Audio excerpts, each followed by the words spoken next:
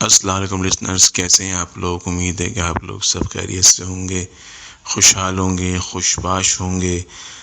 آج میں ایک کہانی لے کر حاضر ہوا ہوں جو کہ ہماری معزز لسنر محترمہ پروین سلطانہ نے ارسال کی ہے۔ ان کی یہ خواہش تھی کہ میں ان کی یہ کہانی پڑھوں، اسے میں نریٹ کروں، تو یہ میں کر رہا ہوں۔ ویسے بھی بڑا عرصہ ہو گیا میں نے کوئی کہانی اپنے الفاظ میں یا اپنی آواز میں نہیں سنائی تھی۔ الحمدللہ ماشاءاللہ اب تو کہانیاں لوگ بھیجنے لگے ہیں، تو سب کی خواہش ہوتی ہے کہ ان کی جو کہانی ہے، ان کا جو واٹس ایپ ہے، وہ میں اپنے چینل میں اس کو پوسٹ کر دوں۔ تو لیکن محترمہ پروین سلطانہ صاحبہ نے خواہش ظاہر کی کہ میں ان کی کہانی جو ہے وہ اس کو پڑھوں۔ تو ان کی جو کہانی ہے اس کا نام انہوں نے رکھا ہے جنی۔ جو جنات کی جو ایک فیمیل ہوتی ہے اس کو جنی کہتے ہیں غالباً، تو اس کا نام جنی ہے، اور ان کے بقول یہ ان کی ایک سچی کہانی ہے۔ چلے میں یہ کہانی پڑھتا ہوں۔ وہ لکھتی ہیں کہ میرا نام پروین سلطانہ ہے اور میری رہائش کراچی کے علاقے لیاقت آباد میں ہے۔ ہمارا گھرانہ شروع سے ہی مذہبی رہا ہے۔ میری والدہ محترمہ محلے کے بچے بچیوں کو قرآن مجید پڑھایا کرتی ہیں۔ ان کا کہنا ہے کہ قرآن مجید پڑھانا ثواب کا کام ہے۔ ایک دن میں محلے کی مارکیٹ میں سبزی خریدنے گئی تو وہاں مجھے ایک عورت نے روک لیا اور وہ کہنے لگی کہ پروین، اپنی امی سے کہو کہ میرے بچوں کو قرآن مجید پڑھا دیا کریں، ان کی بہت مہربانی ہوگی۔ اس عورت کا قد کافی لمبا تھا اور اس عورت کے جسم سے گرمی کے بھپکے آ رہے تھے۔ میں نے کہا، خالہ میں آپ کو پہچانتی نہیں ہوں، آپ کون ہیں اور آپ کو میرا نام کیسے معلوم ہوا؟ وہ کہنے لگی، بیٹا اچھے گھرانے کے لوگوں کا نام مشہور ہوا کرتا ہے۔ آپ کی والدہ اللہ کا کلام پڑھاتی ہیں، اس لیے سب انہیں جانتے ہیں اور ان کی اولاد کو بھی جانتے ہیں۔ میں نے کہا، خالہ آپ چلیں میرے ساتھ، میں آپ کو اپنی اماں سے ملوا دوں گی، پھر آپ ان سے مل کر ٹائم سیٹ کر لیجئے گا۔ تو اس عورت نے کہا، نہیں بیٹا آپ جاؤ، مجھے ایک کام ہے، میں تھوڑی دیر میں آپ کے گھر خود پہنچ جاؤں گی۔ ابھی ہماری یہ باتیں ہو رہی تھیں کہ میں نے کسی کام سے اپنی نگاہوں کو اس عورت کی طرف سے ہٹایا، اور جب میں نے پھر سے اس عورت کی طرف دیکھا تو وہ عورت وہاں پر موجود نہیں تھی۔ میں حیران و پریشان سوچتی رہی کہ اتنی جلدی کوئی کیسے غائب ہو سکتا ہے۔ خیر میں گھر آ گئی اور میں نے اپنی اماں کو اس عورت کے بارے میں بتایا۔ میری اماں نے مجھے بتایا کہ یہ دنیا اللہ کی پراسرار مخلوقات سے بھری پڑی ہے۔ اگلے ہی دن میں اپنی دوست کے ساتھ ٹیلر کے پاس جا رہی تھی تو مجھے پھر سے وہی عورت نظر آئی۔ وہ مجھے کہنے لگی کہ بیٹا تم نے اپنی امی سے میرے لیے بات کی یا نہیں؟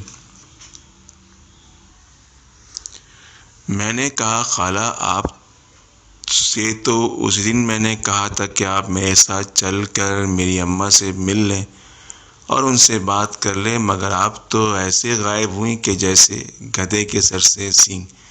نہیں بیٹا ایسی کوئی بات نہیں، اس عورت نے جواب دیا، میں آج تمہارے گھر ضرور آؤں گی۔ میں نے کہا، ٹھیک ہے خالہ، آپ کا جب دل چاہے آپ آ جائیے اور اماں سے مل لیجئے۔ وہ عورت پھر اچانک سے غائب ہو گئی۔ میری دوست نے مجھ سے پوچھا کہ کون ہے یہ عورت؟ میں نے اسے سارا ماجرا سنایا۔ رات ہو چکی تھی، ہم سب سونے چلے گئے۔ رات کے 3 بجے ہوں گے۔ گرمیوں کے دن تھے، اس لیے میرے ابا گھر کے صحن میں سو رہے تھے۔ کسی نے میرے ابا کے پاؤں کو ہلایا اور کہا کہ ہمیں سلطانہ صاحبہ سے ملنا ہے۔ میرے ابا ہڑبڑا کر اٹھ گئے۔ انہوں نے دیکھا کہ سفید لباس میں ملبوس ایک عورت، ایک مرد اور اس کے ساتھ 3 بچے کھڑے تھے۔ سب کے قد لمبے تھے۔ میرے ابا نے ان سے پوچھا کہ آپ کون ہیں اور اندر کیسے آ گئے؟ تو اس عورت نے کہا کہ ہمارا تعلق قوم جنات سے ہے، یہ میرے شوہر ہیں اور یہ تینوں ہمارے بچے ہیں، مگر آپ لوگ اندر کیسے آ گئے؟ میرے ابا نے سوال کیا۔ تو اس عورت نے جواب دیا کہ ہم کہیں بھی آ جا سکتے ہیں، ہمیں کوئی روک نہیں سکتا۔ میرے ابا نے بوکھلاہٹ کے عالم میں میری اماں کو آوازیں دینا شروع کر دی۔ میری اماں ابا کی آوازیں سن کر کمرے سے باہر آ گئیں اور ساتھ میں بھی ان کے باہر آ گئی۔ جیسے ہی میری اماں آئیں، اس عورت نے میری اماں کو ادب سے سلام کیا اور کہا کہ میرا نام حنینہ ہے، یہ میرے شوہر ہیں، ان کا نام اسمس ہے اور یہ تینوں ہمارے بچے ہیں، ہمارا تعلق قوم جنات سے ہے۔ ہم چاہتے ہیں کہ آپ ہمارے بچوں کو قرآن مجید پڑھائیں، آپ کی بہت مہربانی ہوگی۔ میری اماں نے اس عورت سے پوچھا کہ آپ کو میرے بارے میں کس نے بتایا؟ اس عورت نے کہا کہ آپ کے صحن میں جو نیم کا درخت لگا ہوا ہے، ہمارا خاندان اس درخت پر آباد ہے۔ آپ جب قرآن مجید پڑھاتی ہیں تو ہمیں اس کی آوازیں آتی ہیں۔ اسی وجہ سے ہم نے فیصلہ کیا کہ آپ ہمارے بچوں کو اللہ کا کلام پڑھائیں، ہمیں امید ہے کہ آپ انکار نہیں کریں گی۔ میری اماں نے کہا کہ وہ ضرور پڑھائیں گی، مگر آپ کے بچوں کو دیکھ کر دوسرے بچے ڈر جائیں گے۔ اس عورت نے کہا کہ آپ فکر مت کریں، ہمارے بچے انسانی روپ میں آپ کے پاس آئیں گے۔ میری اماں نے حامی بھر لی، پھر وہ سب اچانک غائب ہو گئے۔ اب اس عورت کے بچے روز ہمارے گھر میں قرآن مجید پڑھنے آنے لگے، مگر وہ پھر بھی عام بچوں سے مختلف ہی نظر آتے تھے۔ وہ کسی سے بھی بات نہیں کرتے تھے، خاموش رہتے تھے۔ ایک دن میری اماں کچن میں گئیں تو انہیں کچن میں قورمے کی خوشبو محسوس ہوئی، جبکہ اس دن ہمارے گھر پر آلو کی ترکاری بنی ہوئی تھی۔ میری اماں نے دیکھا کہ ایک مٹی کی ہانڈی میں قورمہ رکھا ہوا ہے۔ اچانک کچن میں اسی عورت کی آواز آئی کہ سلطانہ صاحبہ، یہ معمولی سا ہدیہ ہماری طرف سے ہے، اسے آپ قبول فرما لیں۔